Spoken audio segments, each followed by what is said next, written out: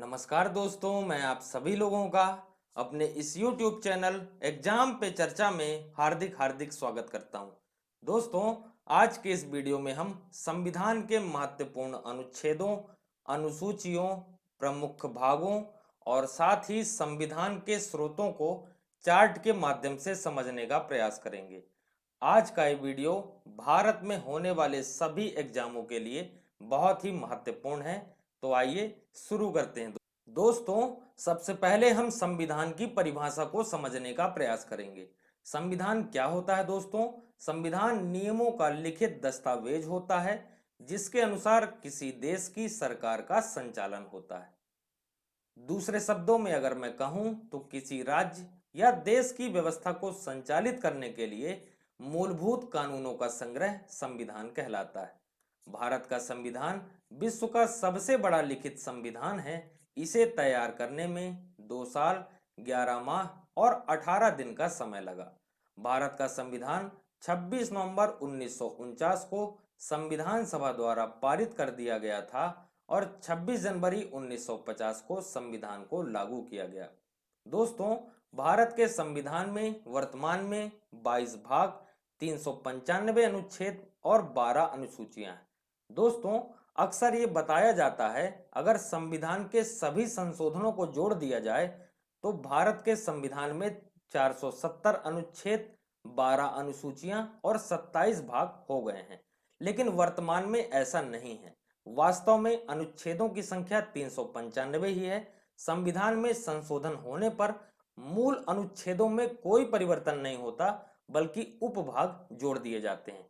तो आंसर होगा दोस्तों, संविधान में 395 अनुच्छेद, 12 अनुसूचियां और 22 भाग हैं। दोस्तों, अब हम संविधान के महत्वपूर्ण भागों को चार्ट के माध्यम से पढ़ने का प्रयास करेंगे। भाग एक में दोस्तों संघ और उसके राज्य क्षेत्र का वर्णन है, अनुच्छेद 1 से लेकर 4 तक।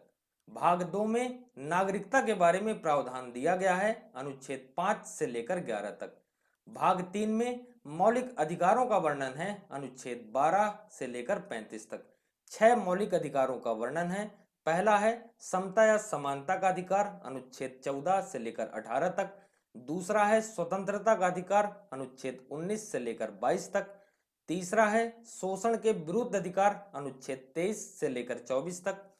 चौथा है धार्मिक स्वतंत्रता का अधिकार, 25 से लेकर 28 तक। पांचवा है संस्कृति एवं शिक्षा का अधिकार, अनुच्छेद 29 और अनुच्छेद 30। और छठवा है संवैधानिक उपचारों का अधिकार, अनुच्छेद 32। इन 6 मौलिक अधिकारों का वर्णन अनुच्छेद 12 से 35 के बीच किया गया है। भाग 4 में राज्य के नीति निर्देशक तत्वों के बारे में बताया गया है, अनुच्छेद 36 से लेकर 51 तक। भाग 4 का में मौलिक कर्तव्यों के बारे में वर्णन किया गया है, अनुच्छेद 51 का। इसे दोस्तों 42वां संविधान संशोधन 1976 के द्वारा सरदार स्वर्ण सिंह समिति की अनुशंसा पर जोड़ा गया था। भाग 5 में संघ सरकार के बारे में बताया गया है, अनुच्छेद 52 से लेकर 151 तक। भाग 6 में राज्य सरकारों के बारे में बताया गया है, अनुच्छेद 152 से लेकर 237 तक।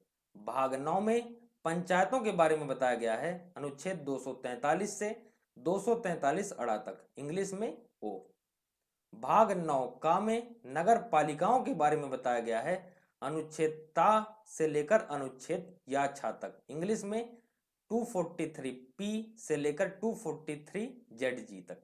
भाग 9 खा में सहकारी समितियों के बारे में बताया गया है, अनुच्छेद 243 जेड एच से लेकर 243 जेड टी तक। भाग 11 में दोस्तों संघ और राज्यों के बीच संबंध के बारे में वर्णन किया गया है, अनुच्छेद 245 से 263 के बीच। भाग 12 में वित्त, संपत्ति, संविदाएं और वाद के बारे में बताया गया है, अनुच्छेद 264 से लेकर 300 ए तक। भाग 14 में संघ और राज्यों के अधीन सेवाओं के बारे में वर्णन किया गया है, अनुच्छेद 308 से लेकर 323 तक। भाग 15 में निर्वाचन के बारे में बताया गया है, अनुच्छेद 324 से लेकर 329 ए तक। भाग 17 में राजभाषा के बारे में बताया गया है, अनुच्छेद 343 से लेकर 351 तक। भाग 18 में आपात उपबंध के बारे में बताया गया है, अनुच्छेद 352 से लेकर 360 तक।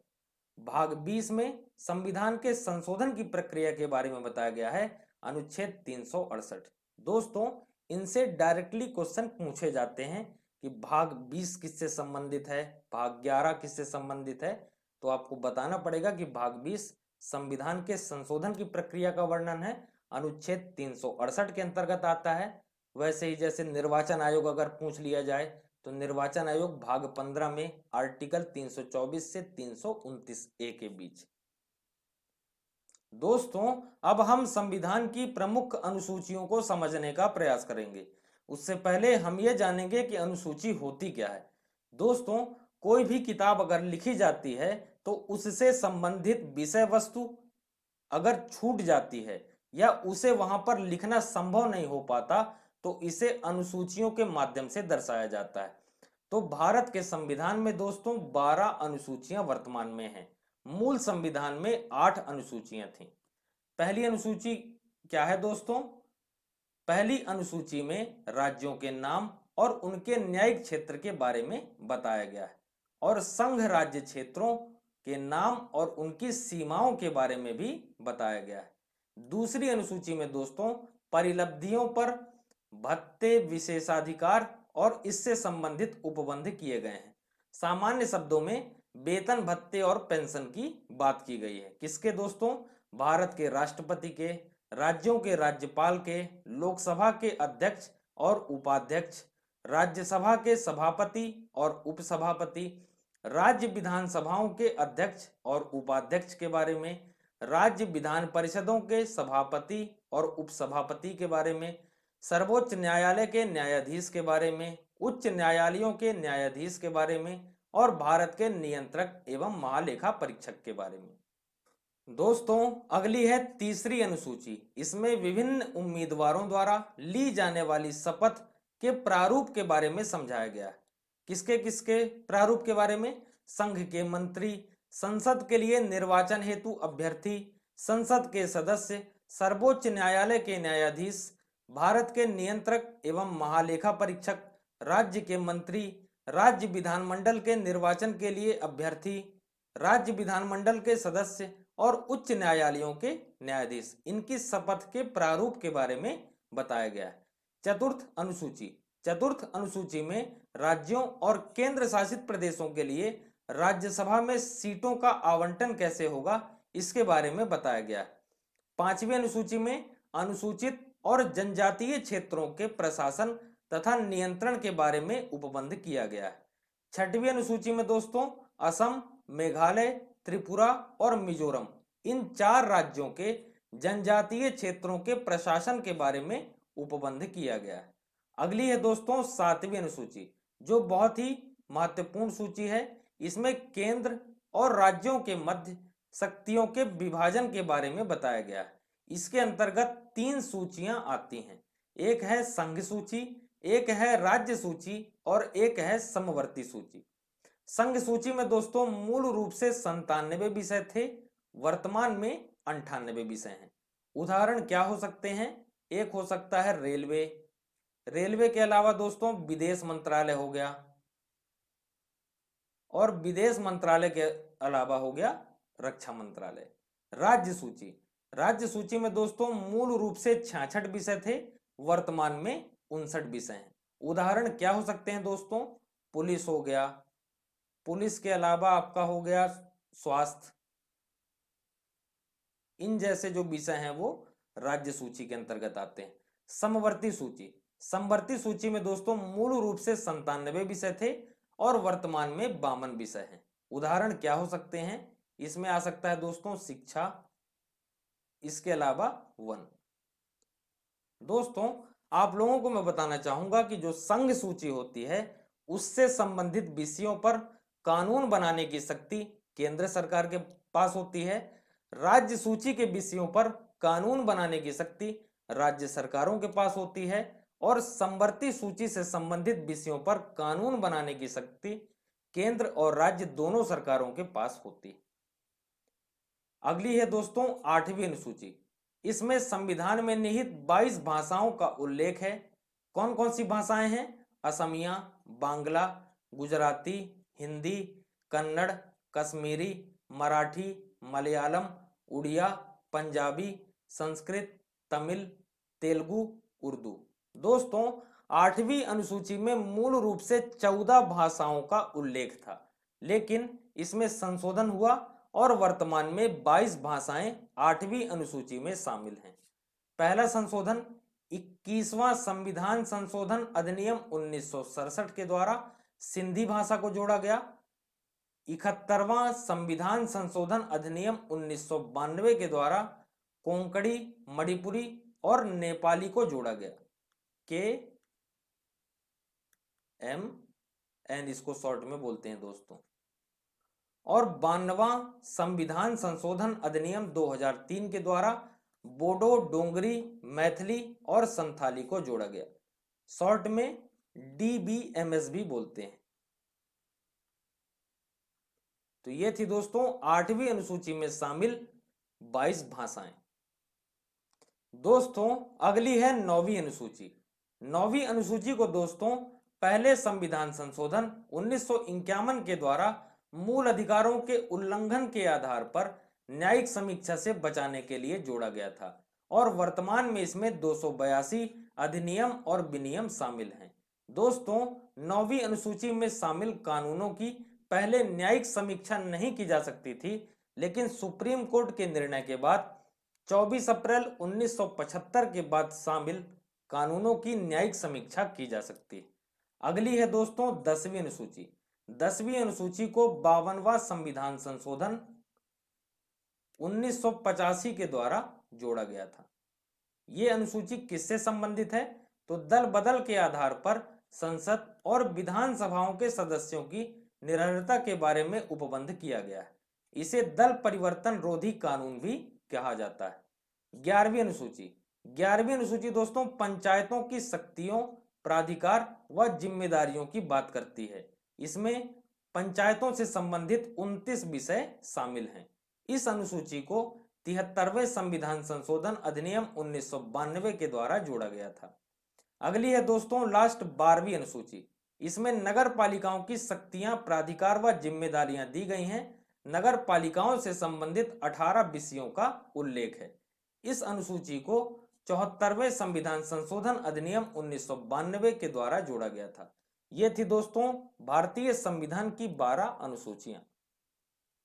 दोस्तों, अब हम संविधान के महत्वपूर्ण अनुच्छेदों को समझने का प्रयास करेंगे।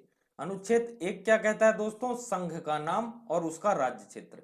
इसमें कहा गया है भारत अर्थात इंडिया राज्यों का संघ होगा। राज्य और उनके राज्य क्षेत्र वे होंगे जो अनुसूची 1 में विनिर्दिष्ट होंगे। दूसरा है अनुच्छेद 2। इसमें कहा गया है दोस्तों नए राज्यों का प्रवेश या स्थापना। इसी के माध्यम से 1975 में सिक्किम को भारत में शामिल किया गया था। 1975 के पहले सिक्किम एक अलग देश था। अगला है दोस्तों अनुच्छेद 3। इसमें कहा गया है नए राज्यों का निर्माण और वर्तमान राज्यों के क्षेत्रों, सीमाओं या नामों में परिवर्तन। इस अनुच्छेद के माध्यम से सन 2000 में मध्य प्रदेश से अलग करके छत्तीसगढ़ नामक नए राज्य का गठन किया गया और आंध्र प्रदेश से अलग करके तेलंगाना नामक नए राज्य का गठन किया गया। अनुच्छेद 13 क्या कहता है? मूल अधिकारों को असंगत या उनका अल्पीकरण करने की विधियां। अनुच्छेद 14 क्या कहता है दोस्तों? विधि के समक्ष समता। इसमें कहा गया है राज्य सभी व्यक्तियों के लिए समान कानून बनाएगा और उसे समान लागू भी करेगा। अनुच्छेद 16 क्या कहता है दोस्तों? लोक नियोजन के विषय में अवसर की समानता। अनुच्छेद 17 क्या कहता है? अस्पृश्यता के अंत की बात कहता है। अनुच्छेद 19 क्या कहता है दोस्तों? वाक स्वतंत्र आदि विषयक कुछ अधिकारों का संरक्षण। अनुच्छेद 19 में 6 तरह की स्वतंत्रता दी गई है।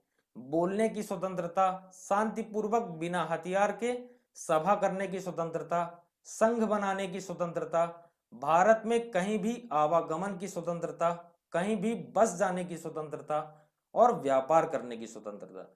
इस प्रकार से 6 तरह की स्वतंत्रता बताई गई है। अनुच्छेद 21 क्या कहता है दोस्तों? प्राण और दैहिक स्वतंत्रता के संरक्षण की बात करता है। अनुच्छेद 21A क्या कहता है? प्राथमिक शिक्षा का अधिकार। इसे 86वां संविधान संशोधन 2002 के द्वारा जोड़ा गया था, जिसमें कैपिटल ए का इस प्रकार दिखे दोस्तों, तो इसका मतलब है इसे संविधान संशोधन के माध्यम से जोड़ा गया है, मूल संविधान में ये नहीं था। अनुच्छेद 25 क्या कहता है? अंतःकरण की और धर्म को अबाध रूप से मानने, आचरण और प्रचार करने की स्वतंत्रता। अनुच्छेद 30 क्या कहता है? शिक्षा संस्थानों की स्थापना और प्रशासन करने का अल्पसंख्यक वर्गों का अधिकार। अनुच्छेद 32 क्या कहता है दोस्तों? मौलिक अधिकारों को प्रवर्तित कराने के लिए रिट सहित उपचार। 5 प्रकार की रिटों का वर्णन किया गया है: बंदी प्रत्यक्षीकरण, परमादेश, प्रतिषेध, उत्प्रेषण और अधिकार परीक्षा। इस प्रकार की 5 रिटों का उल्लेख किया गया है। अनुच्छेद 38 क्या कहता है? राज्य लोक कल्याण की अभिवृद्धि के लिए सामाजिक व्यवस्था बनाएगा। अनुच्छेद 40 क्या कहता है दोस्तों? ग्राम पंचायतों के गठन की बात। दोस्तों अगला है अनुच्छेद 44। इसमें नागरिकों के लिए एक समान नागरिक संहिता की बात की गई है। अनुच्छेद 45 में 6 वर्ष से कम आयु वाले बालकों के लिए निःशुल्क और अनिवार्य शिक्षा का उपबंध के बारे में बताया गया है। अनुच्छेद 46 में अनुसूचित जातियों और जनजातियों और अन्य कमजोर वर्गों के शिक्षा और अर्थ संबंधी हितों की अभिवृद्धि की बात की गई है। अनुच्छेद 50 कार्यपालिका से न्यायपालिका के पृथक्करण की बात करता है। अनुच्छेद 51A में मौलिक कर्तव्यों को बताया गया है। इसे 42वां संविधान संशोधन 1976 में सरदार स्वर्ण सिंह समिति की अनुशंसा पर जोड़ा गया था। अनुच्छेद 42 में दोस्तों क्षमा आदि की और कुछ मामलों में दंडादेश के निलंबन, परिहार या लघुकरण की राष्ट्रपति की शक्ति के बारे में बताया गया है। अनुच्छेद 74 में राष्ट्रपति को सहायता और सलाह देने के लिए मंत्रिपरिषद होगी, जिसका प्रमुख प्रधानमंत्री होगा। अनुच्छेद 76 में भारत के महान्यायवादी की बात की गई। अनुच्छेद 78 में दोस्तों राष्ट्रपति को जानकारी देने आदि के संबंध में प्रधानमंत्री के कर्तव्यों के बारे में बताया गया है। 110 में धन विधेयक की परिभाषा के बारे में बताया गया है। 112 में वार्षिक वित्तीय विवरण के बारे में बताया गया है। 123 में दोस्तों संसद के विश्रांति काल में अध्यादेश प्रख्यापित करने की राष्ट्रपति की शक्ति के बारे में बताया गया है। अनुच्छेद 129 में उच्चतम न्यायालय का अभिलेख न्यायालय होना बताया गया है। अनुच्छेद 143 में उच्चतम न्यायालय से परामर्श करने की राष्ट्रपति की शक्ति के बारे में बताया गया है। अनुच्छेद 148 में भारत के नियंत्रक और महालेखा परीक्षक के बारे में बताया गया है। अगला है दोस्तों अनुच्छेद 149। इसमें नियंत्रक और महालेखा परीक्षक के कर्तव्य और शक्तियों के बारे में बताया गया है। ये MPPSC प्री में पूछा भी जा चुका है दोस्तों। अनुच्छेद 155 में राज्यपाल की नियुक्ति के बारे में बताया गया है। अनुच्छेद 161 में क्षमा आदि की और कुछ मामलों में दंडादेश के निलंबन, परिहार या लघुकरण की राज्यपाल की शक्ति के बारे में बताया गया है। अनुच्छेद 163 में राज्यपाल को सहायता और सलाह देने के लिए एक मंत्रिपरिषद होगी, जिसका प्रमुख मुख्यमंत्री होगा। अनुच्छेद 165 में राज्य के महाधिवक्ता के बारे में बताया गया है। अनुच्छेद 167 में राज्यपाल को जानकारी देने आदि के संबंध में मुख्यमंत्री के कर्तव्यों के बारे में बताया गया है। अनुच्छेद 169 में राज्यों में विधान परिषदों का उत्साधन या सृजन कैसे होगा, इसके बारे में बताया गया है। दोस्तों हमारे भारत में वर्तमान में 6 राज्यों में विधान परिषदें हैं। पहला है महाराष्ट्र, दूसरा है कर्नाटक, तीसरा है आंध्र प्रदेश, चौथा है तेलंगाना, पांचवा है बिहार और छठवां है उत्तर प्रदेश। इन 6 राज्यों में विधान परिषद है। अनुच्छेद 213 विधानमंडल के विश्रांति काल में अध्यादेश प्रख्यापित करने की राज्यपाल की शक्ति के बारे में बताया गया है। अनुच्छेद 226 में कुछ रिटें निकालने की उच्च न्यायालय की शक्ति के बारे में बताया गया है। अनुच्छेद 239 का में दिल्ली के संबंध में विशेष उपबंध की चर्चा की गई है। अनुच्छेद 249 में राज्य सूची के विषय में राष्ट्र हित में कानून बनाने की संसद को शक्ति दी गई है। अनुच्छेद 262 में अंतरराज्यीय नदियों या नदी घाटियों के जल संबंधी विवादों का न्याय निर्णय बताया गया है। अनुच्छेद 265 में विधि के प्राधिकार के बिना करों का अधिरोपण न किया जाना। अनुच्छेद 280 में वित्त आयोग के बारे में बताया गया है। अनुच्छेद 300 का में विधि के प्राधिकार के बिना व्यक्तियों को संपत्ति से वंचित न किए जाने के बारे में बताया गया है। अनुच्छेद 312 में अखिल भारतीय सेवाओं की बात की गई। दोस्तों अगला है अनुच्छेद 315। इसमें संघ और राज्यों के लिए लोक सेवा आयोग होगा, इसके बारे में बात की गई है। अनुच्छेद 320 में लोक सेवा आयोग के कार्यों के बारे में बात की गई है। अनुच्छेद 323 का में दोस्तों प्रशासनिक अधिकरण के बारे में चर्चा की गई है। अनुच्छेद 324 में निर्वाचन आयोग के बारे में बताया गया है। अनुच्छेद 330 में लोकसभा में अनुसूचित जातियों और अनुसूचित जनजातियों के लिए स्थानों के आरक्षण की बात की गई है। अनुच्छेद 332 में राज्यों की विधानसभाओं में अनुसूचित जातियों और अनुसूचित जनजातियों के स्थानों के आरक्षण की बात की गई है। अनुच्छेद 352 में आपात की उद्घोषणा की बात की गई है। राष्ट्रीय आपातकाल की बात की गई है जो 3 स्थितियों में लगाया जा सकता है। पहला है युद्ध, दूसरा है बाह्य आक्रमण और तीसरा है सशस्त्र विद्रोह। अगला है दोस्तों 356। इसमें राज्यों में संवैधानिक तंत्र के विफल हो जाने की दशा में इसे लगाया जा सकता है। अनुच्छेद 360 में वित्तीय आपात के बारे में उपबंध किया गया। अगला है दोस्तों अनुच्छेद 368। इसमें संविधान का संशोधन करने की संसद की जो शक्ति है उसकी प्रक्रिया क्या होगी उसके बारे में बताया गया है। दोस्तों अब हम संविधान के स्रोतों की बात करते हैं। दोस्तों भारत का संविधान बनने से पूर्व हमारे संविधान निर्माताओं ने कई देशों के संविधान का अध्ययन किया और उनसे मुख्य मुख्य प्रावधानों का संग्रह किया। तो आइए उस पर भी बात करते हैं। दोस्तों भारत शासन अधिनियम से हमारे संविधान निर्माताओं ने संघात्मक व्यवस्था, राज्यपाल का कार्यालय, न्यायपालिका का ढांचा, लोक सेवा आयोग और आपातकालीन उपबंध इन सभी प्रावधानों को लिया है। संयुक्त राज्य अमेरिका के संविधान से मूल अधिकार, न्यायपालिका की स्वतंत्रता, न्यायिक पुनरावलोकन की शक्ति, राष्ट्रपति पर महाभियोग की प्रक्रिया, उपराष्ट्रपति का पद और उच्चतम और उच्च न्यायालय के न्यायाधीशों को पद से हटाने की प्रक्रिया, इन सभी प्रावधानों को लिया गया है। ब्रिटेन के संविधान से परमाधिकार लेख, एकल नागरिकता, विधि का शासन, विधायी प्रक्रिया, मंत्रिमंडल प्रणाली और संसदात्मक शासन प्रणाली और संसदीय विशेषाधिकार इन सभी प्रावधानों को लिया गया है। आयरलैंड के संविधान से दोस्तों राज्य के नीति निर्देशक सिद्धांत, राष्ट्रपति की निर्वाचन पद्धति और राज्यसभा के लिए सदस्यों का नामांकन इन सभी प्रावधानों को लिया गया है।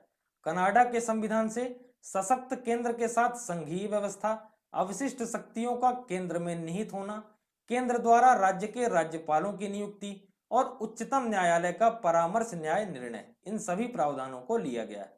ऑस्ट्रेलिया के संविधान से समवर्ती सूची का प्रावधान, व्यापार, वाणिज्य और समागम की स्वतंत्रता और संसद के दोनों सदनों की संयुक्त बैठक इन सभी को लिया गया।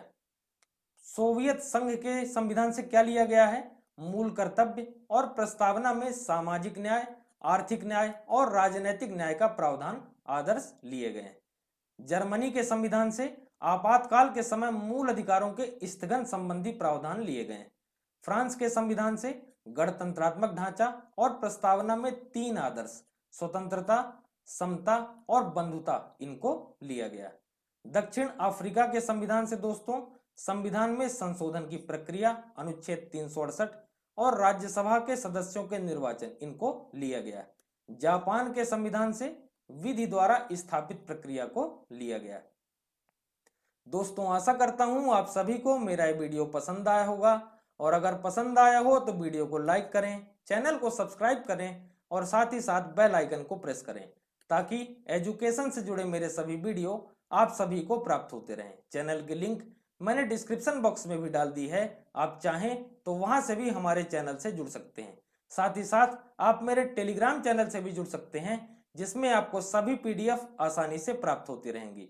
टेलीग्राम चैनल की लिंक भी मैंने डिस्क्रिप्शन बॉक्स में डाल दी है, आप चाहें तो वहां से भी हमारे चैनल से जुड़ सकते हैं। वीडियो देखने के लिए आपका बहुत बहुत धन्यवाद। जय हिंद, जय भारत।